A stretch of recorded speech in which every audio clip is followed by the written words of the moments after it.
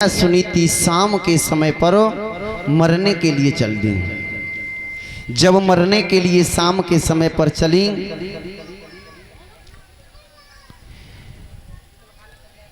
जंगल में जब पहुंची शाम के समय पर एक कुएं के पास में खड़ी है मैया सुनीति मरने के लिए। इधर में बाबा नारद उसी वन से होकर के जा रहे थे तो मैया सुनीति को देखा। मैया सुनीति ने बाबा नारद को प्रणाम किया। बाबा नारद कहने लगे, बेटी एक बात बता मुझे, इतने समय पर तू इस जंगल में क्यों घूम रही है? कहा बाबा आप हर बात जानते हो और फिर भी पूछ रहे हो कि इस समय पर मैं जंगल में क्यों घूम रही हूं। कहा बेटी मुझे तेरे मस्तिष्क की ललाट के द्वारा पता चल रहा है कि इस समय तेरे कोई पुत्र नहीं है, इस वजह से तू दुखी होकर के मरने के लिए आई है। कहा हाँ महाराज। कहा बेटी आप घर के लिए वापस चली जाओ, तुम्हारे घर में एक बहुत सुंदर बालक जन्म लेकर के आएगा जिसका सदियों तक लोग उसका बखान करेंगे, गुणान बात करेंगे। जब तक ये चंदा सूरज रहेगा बेटी तब तक तेरे बेटे का नाम रहेगा। जब ऐसी बात सुनी मैया सुनीति ने सोई कहने लगी, बाबा कैसी बातें कर रहे हो हैं? मुझे आज ऐसा मालूम होता है कि आप जैसे संत भी झूठ बोलने लगे। महाराज जिस दिन से मेरी सौत आई है उस दिन से मेरे प्राणेश्वर ने लौट करके ये नहीं देखा कि सुनीति सही रहती है या फिर कोई कष्ट में रहती है। और आप कह रहे हो कि कोई पुत्र जन्म लेकर के आएगा। सो एकदम बाबा नारद कहने लगे, सुनीति कि मोरा बचना चाहे परी जावे फीका और संत बचन पत्थर की लीका। राम सिया राम जय जय राम। राम सिया राम जय जय राम। हे राम सिया राम जय जय राम। राम सिया राम जय जय राम।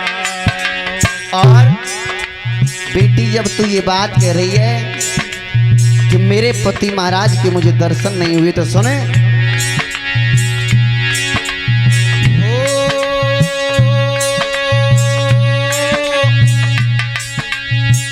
जाकी रही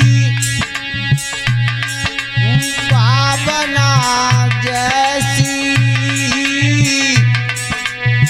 प्रभु मूरति देखी तिन तैसी। राम सिया राम जय जय राम। राम सिया राम जय जय राम। राम सिया राम जय जय राम। राम सिया राम जय जय राम। बेटी भजन तू हरि को गाय लिए। भजन तू हरि को गाय लिए। भजन तू हरि को गाय लिए। भजन तू हरि को गाय लिए। कष्ट पड़े तेरे जीवन में वो सवरे मिटाई लिए। कष्ट पड़े जो जीवन में तू सवर मिटाए लिए। हाँ कष्ट पड़े तेरे जीवन में तू उन्हें मिटाई लिए। कष्ट पड़े तेरे जीवन में तू उन्हें और सावरिया रखवारो ललित क्या बात है गुरुदेव? बनाए लिए भजन तू हरि को गाए लिए भजन तू हरि को गाए लिए भजन तू हरि को गाए लिए भजन तू हरि को गाए लिए। बोलिए गोविंद भगवान की। जब मैया सुनीति से बाबा नारद ने ये बात कही, बेटी तेरे मस्तिष्क की ललाट बता रही है कि तेरे घर में एक बहुत सुंदर बालक जन्म लेकर के आएगा, तू मरे ना, मरने से कुछ नहीं हो पाएगा, धीरज धरे। और एक बात और बताते हैं लोग कि धीरज धर्म मित्र और नारी आपत्ति काल परखिए चारी। इन सबका देखो, मित्र चाहे कैसो हो और वो रोज कहते हो कि चिंता मत करो, हम तुम्हारे संग हर समय रहेंगे, हम तुम्हारी हर समय मदद करेंगे, लेकिन हमारे ऊपर कष्ट पड़े और वो मित्र हमें छोड़ के चलो जाए तो वो हमारा मित्र मित्र नहीं है। फिर स्कंद पुराण में दिया है कि ऐसे मित्र को बहुत भारी दोष लगता है जो मित्र अपने मित्र की मदद नहीं करता। स्त्री अगर घर पे माल है तब तक स्त्री तुम्हारी मदद कर रही है, सेवा कर रही है, तो वो लालच से कर रही है। और तुम्हारे पास पैसा न रहे, निर्धन हो जाओ, तब वो स्त्री तुम्हारी तन मन धन से सेवा करे तो समझ लेना कि ये मेरी पतिव्रता स्त्री है। पैसा के लिए तो सब करते हैं परीक्षित महाराज हैं।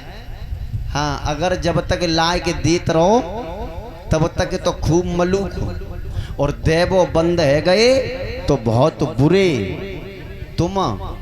तुमने करो का है जीवन में, हैं का करो है तुमने जीवन में?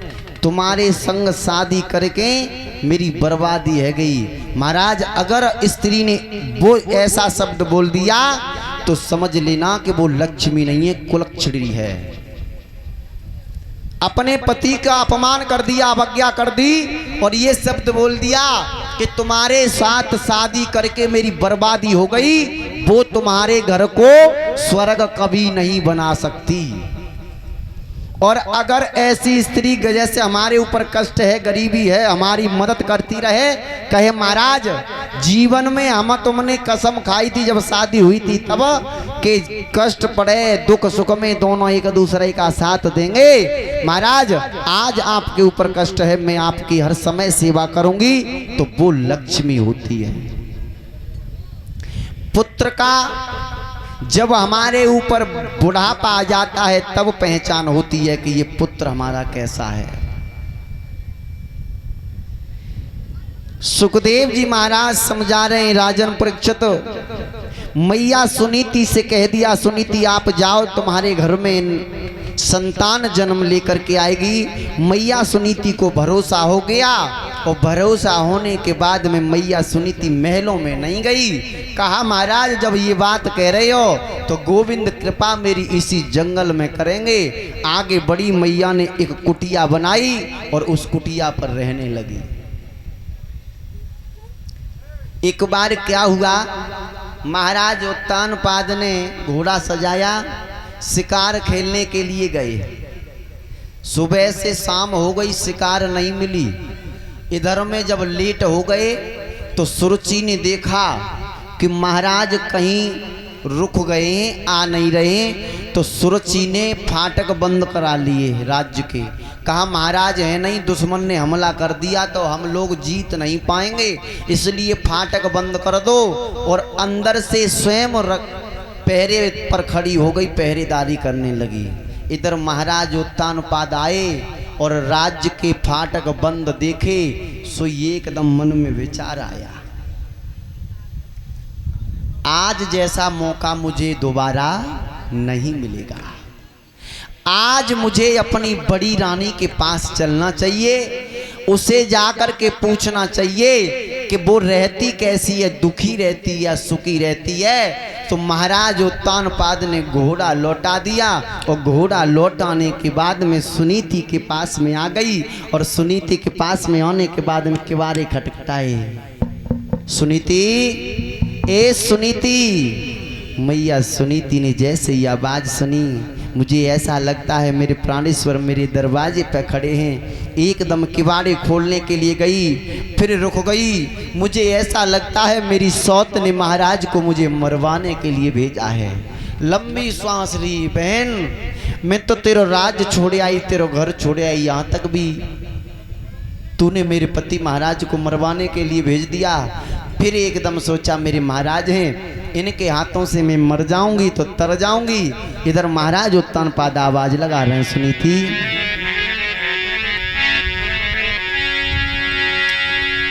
अरे खोलो की बरिया और हमारी रानी, तुम खोलो की बरिया, हमारी रानी तुम खोलो की बरिया।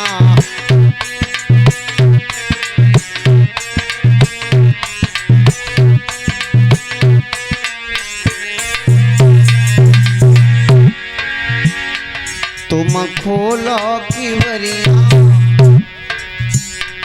तुम खोलो की बरिया, हमारा रानी तुम खोलो की बरिया, हमारा रानी तुम खोलो की बरिया।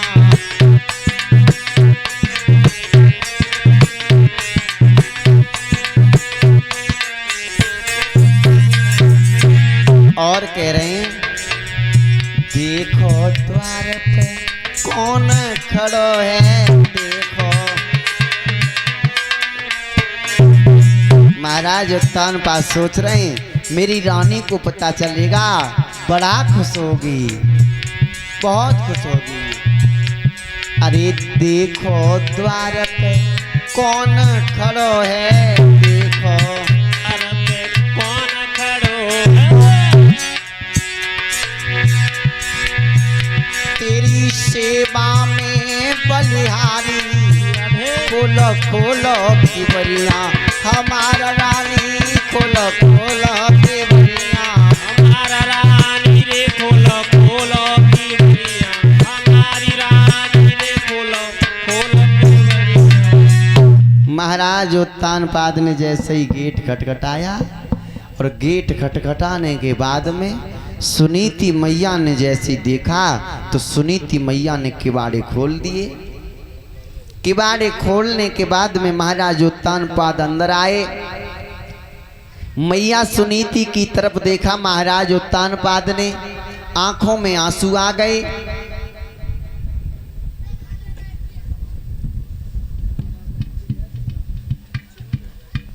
और ये 101 रुपये ठाकुर जी महाराज के चरणों में दान किया है। छोटो सो लाला है नैतिक यादव उर्फ काना, जो हमारो भतीजो गौरव यादव है ना, वाको लाला है और नरेश माँ साहब को नाती है। वाके द्वारा 101 रुपये आए हैं। भगवान से कामना करूंगा भगवान लाला को खुशहाल बनाए रखे, धन दान से भरपूर बना रखे। ये गोविंद से इच्छा और आकांक्षा रहेगी, आगे चल कर के पढ़े लिखे अपने माता पिता को नाम रोशन करे, IPS CPS बने, यही गोविंद से इच्छा और आकांक्षा रहेगी। बोल गोविंद भगवान की। श्री सुखदेव जी महाराज समझा रहे हैं, राजन परीक्षित मैया सुनीति की तरफ जैसे ही महाराज उत्तानपाद ने देखा, देखते कि देखते रह गए। सुनीति, मैंने तेरे से बहुत मना किया लेकिन तूने एक बात मेरी नहीं मानी। देख तो तेरे चेहरा पे झुर्रियां सी आ गई हैं, क्या खाना नहीं खाती है? मैया सुनीति कहने लगी, महाराज भोजन खाती हूँ, करती हूँ मैं, भरपेट भोजन मिलता है मुझे। महाराज उत्तानपाद कहने लगे, तो ऐसा कर, आज सुबह से बाहर निकला हूँ, मुझे भूख लगी है, मुझे थोड़ा खाना दे दे। मैया सुनीति ने जैसे ही देखा महाराज 56 प्रकार के भोजन करने वाले हैं और अगर मैंने जौ की रोटी नमक से दी तो महाराज खाएंगे नहीं। सो ये एकदम मैया सुनीति अंदर गई और देख करके कहने लगी, अगर महाराज ने मांगा है भोजन तो मैं भोजन जरूर कराऊंगी। मैया सुनीति ने रोटी जो बाकी बची थी वो नमक रखा जौ की रोटी पर और महाराज के पास में ले जा कर के खड़ी होगी, महाराज भोजन करिए।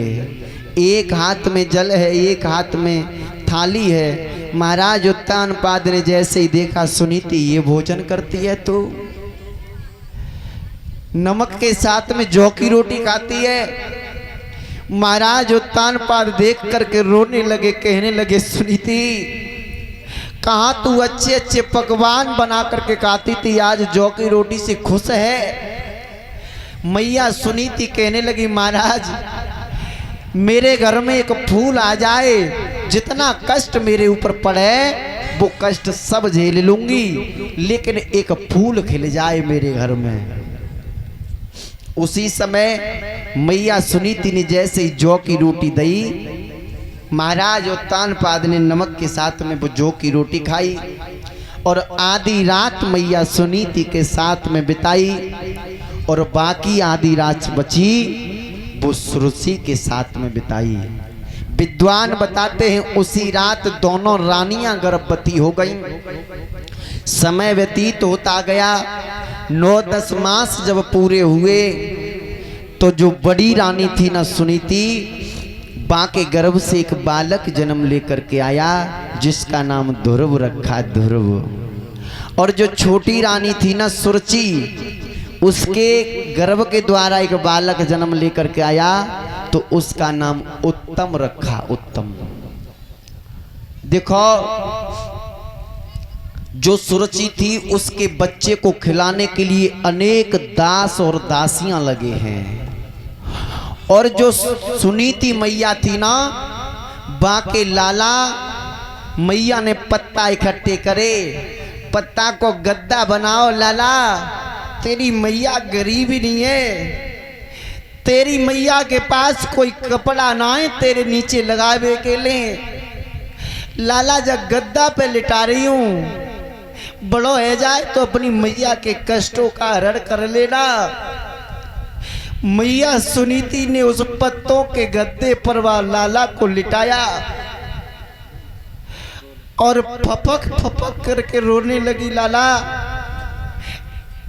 तेरे जन्म लेने के लिए मैंने बड़े कष्ट सहन करे, बेटा अगर तू पहले जन्म लेके आ जाता तो जा जंगल में तुझे जन्म ना लेने पड़ता। लाला तेरे नसीब में का लिखी।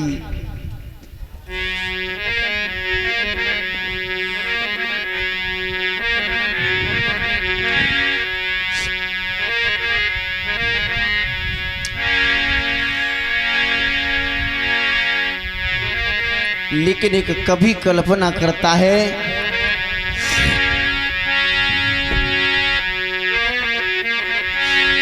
कि एक वृक्ष की 2 डाली और पर किस्मत जुदा जुदा है। परीक्षित महाराज, एक डाली जाए हवन में और एक से जल रही चिता है। एक डाली जाए हवन में, एक से जल रही चिता है।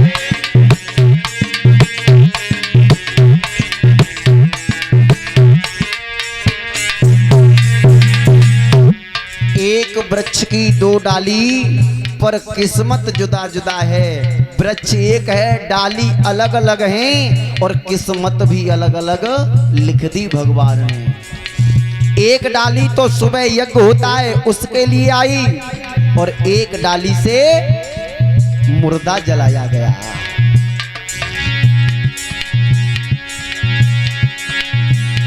अरे एक पत्थर के 2 टुकड़े पर किस्मत जुदा जुदा है। एको बने शंकर जी पूजते, एक सीढ़ी में लगा है। एको बने शंकर जी पूजते, एक सीढ़ी में लगा है।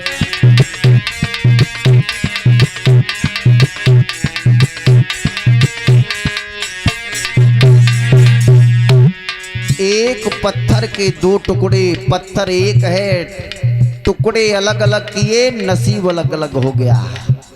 एक के तो उस कारीगर ने शिवजी बनाए जिसकी रोज पूजा कर रहे हैं, और एक सीढ़ी में जाकर के लगा दिया जिसके ऊपर चढ़ कर के आगे बढ़ रहे हैं।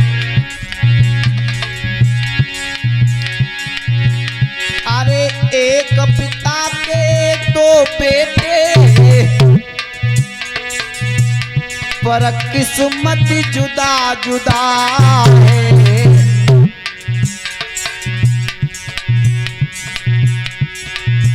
एक पलने में जाए लेका, एक पत्तों पे पड़ा है। एक पलने में जाए लेका, एक पत्तों पे पड़ा है।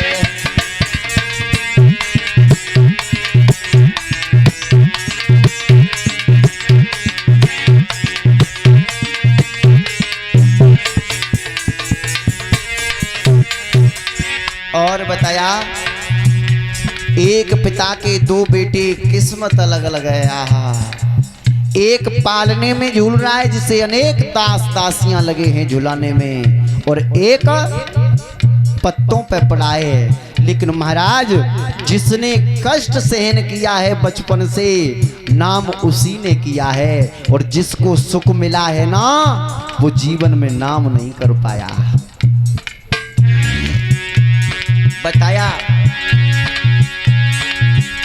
अरे एक डाली के दो पुष्प,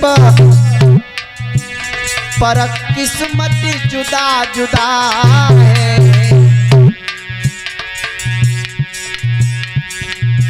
एक डोली में लगा है, एक अरथी पे पड़ा है। एक डोली में लगा है, एक अरथी पे पड़ा है।